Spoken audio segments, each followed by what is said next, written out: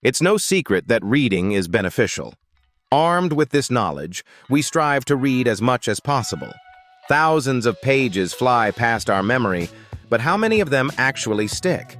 After all, it's not about how much we read, but rather what we take away from it and how long it stays in our minds. I'm not sure if this was on Hermann Ebbinghaus's mind, but he discovered that our memory declines exponentially. He memorized random syllables and then checked how many remained in his memory after various intervals of time. It turned out that an hour after studying, we remember only half. After 10 hours, just a third.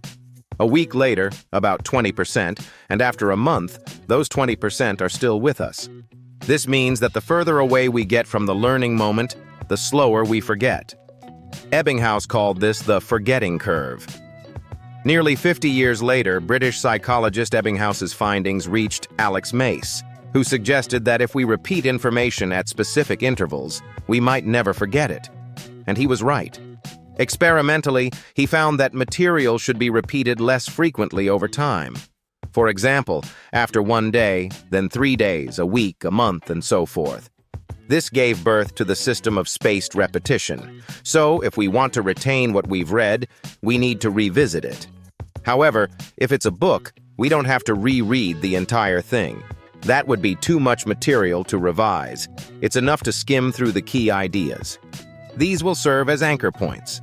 By recalling the main idea, you'll also remember everything associated with it. Therefore, while reading, highlight the most important information and the most intriguing thoughts. Now that you've read the material and highlighted its key points, it's time to rest. During rest, the brain's default mode network, the most powerful neural network, becomes active.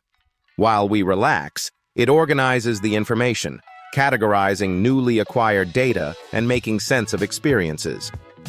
The perfect rest for memory retention is sleep.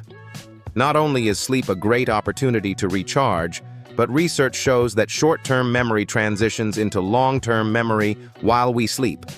So if you want to remember something, it's best to review it just before bedtime. Now that we've rested and received sufficient sleep, it's time to revisit the material.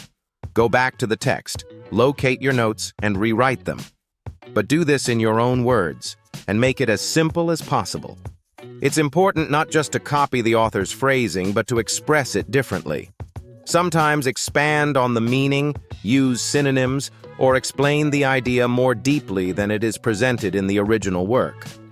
This way, in addition to mechanical memorization, we engage our associative memory. This means the meaning will blossom in our memory with new associations. New connections will form, and the rewritten ideas will feel more like our own thoughts, making them easier to remember. Additionally, studies show that the act of rewriting greatly improves memory retention. In the brain, additional connections are formed that will retain essential information longer. Moreover, simplifying information and conveying it in your own words is the best way to understand anything at all.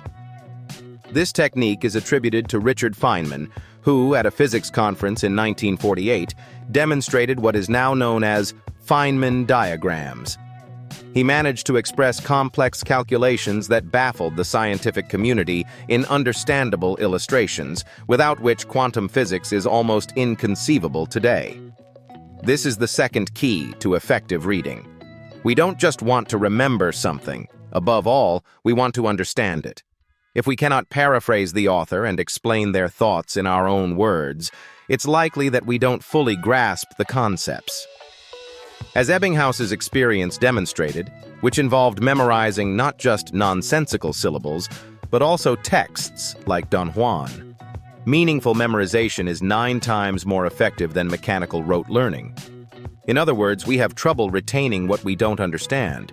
If we simplify information and rephrase it in our own words, it will be much easier to remember. Now that you've fleshed out the author's main ideas and plugged the holes in your understanding, it's time to rest again. A week should suffice. You've worked hard, and now you remember and understand much more. But that's not the end. The final step is to rewrite your notes, not simply to copy them, but to weave all the ideas into a coherent narrative. In other words, You need to retell the book based on your notes. The same rules apply. Keep it simple and clear so that someone else can easily understand your reasoning. At this point, you should be well acquainted with the text. New insights may even come to you, allowing you to formulate ideas even more concisely and precisely. This will be the third repetition of the material, making it hard to forget the content rather than remember it. If you revisit your notes a month later and simply read them, you will reset the forgetting curve and remember it for years. Of course, over time, memory will still fade, but you didn't write your notes for nothing. Bring them out before bed when you feel the knowledge slipping, and your memory will shine once again with its former strength.